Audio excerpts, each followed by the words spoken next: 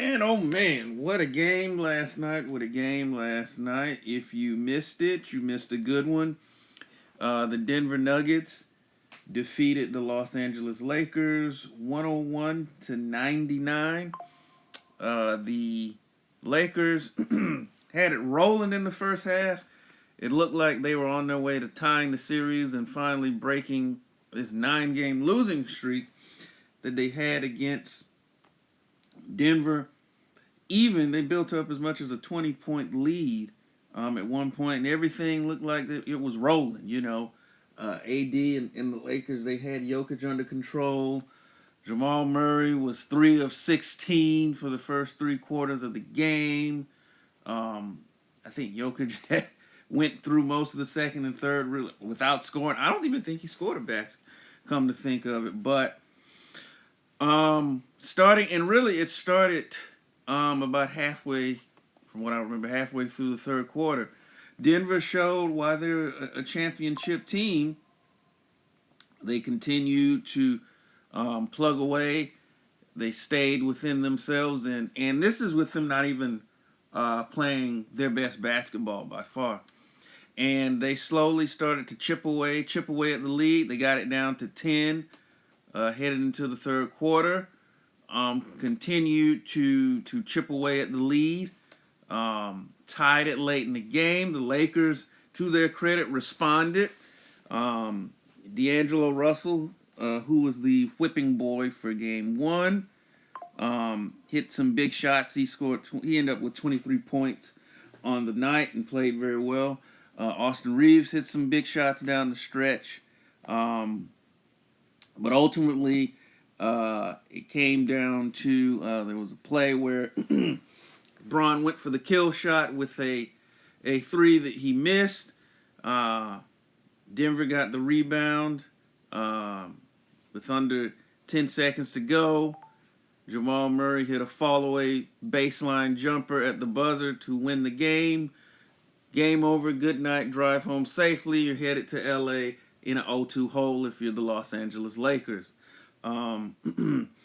Murray, like I said, he had been terrible. Went 6 of 8, as you can see there, in just the fourth quarter alone, scoring 14 points and said game-winning basket. It was he just caught fire at the right time and started to hit. Jokic finally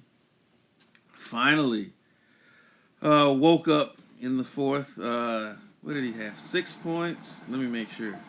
No, he had 7 points. It was a plus 11. He hit 3 of his 5 shots. His 1 free throw. Had 5 rebounds and 4 assists in the fourth period alone. He was making plays, both scoring and facilitating the basketball. We've already talked about with Murray. And here's the thing. I'm sorry if you hear that noise. My printer is for some reason just going in the background. But anyway, Anthony Davis, and I want to get to him, went 0 of 1 in the fourth quarter. He played nearly 10 minutes, 9 minutes and 55 seconds. 0 of 1 from the floor, 1 rebound, and was a negative 11. Now, this was excuse me.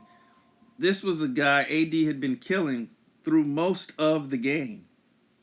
Particularly in the first half. Here's what he did in the first half. 11 of 12 from the floor. That's 92%, 91.7 to be exact if you're scoring at home. 2 of 2 from the line. 6 rebounds, 2 assists, 1 steal, 1 block. 24 points and was a plus 15. And they yes, he did disappear, but they did go away from him in the fourth quarter. There were a lot of possessions where and this kind of goes back to last year, to where he would tend to drift around the perimeter, and they just had him setting screens, and he wasn't rolling offset screens with intention. They weren't posting him or anything like that, and he just became a spectator in the game. Yes, his numbers will look good. Like I said, he finished 14 of 19, 4-4 from the line, 11 rebounds, the same. We had 2 assists, the same steal and block, 32 points. He was a neutral. His plus minus was a 0. But said none of that came in the fourth quarter. He was 3 of 6 in the third quarter. Um, so obviously he was underutilized in the offense as the game went forward and when they needed it most. Um, and you can say that is partially his fault, and you would not be inaccurate in that statement. But and I'm usually not the type to get on Darvin Ham because I feel like, granted, there is some valid earned criticism, but sometimes some of the stuff that people say, and it's unfortunate, it's par for the course when you play on a LeBron James team. If you're the coach, you're going to get most of the blame, like the teammates, and very little credit. Because if you remember, Frank Vogel, despite winning a championship, was considered a terrible coach shortly thereafter. But at any rate, he's got to burn some of that blame for not basically saying, "Hey, let's get AD the ball to allow him to continue to remain a focal point of the offense." And as LeBron James, I have to give you some of the blame as well. Because if you are the leader of the team, you're this and that you like to Barry Horowitz yourself on the back all the time. Well, you've got to recognize AD has it rolling. Let's run it through him. And here's what when people talk about one of the issues with the Lakers, that is one of the issues, is that when AD has it rolling, they will go away from him. I have my reasons why I think that, because obviously if they go through AD and they win, guess who's not going to get the credit? I'll leave you to decipher that. And oftentimes that's when they play their best basketball, when they run their offense through Anthony Davis. He's the focal point of the offense, because in that you've got an all-NBA guy that 90%, 95, 98% of the teams in the association do not have an answer for. And running it through him, it makes life easier for everyone else. That is how you maximize your teammates and, as LeBron likes to say, unlocking the potential of this ball club. But when they go away from that, they get themselves into trouble. And that's what happened last night.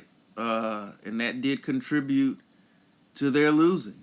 And now you go back, not only do you go back down to, almost at the Staples Center, whatever they're calling it, down 0-2, but now, at some point, because here's the thing, this was a gettable game, because Denver has not played what I would consider an even game in terms of consistent basketball from quarter 1 to quarter 4.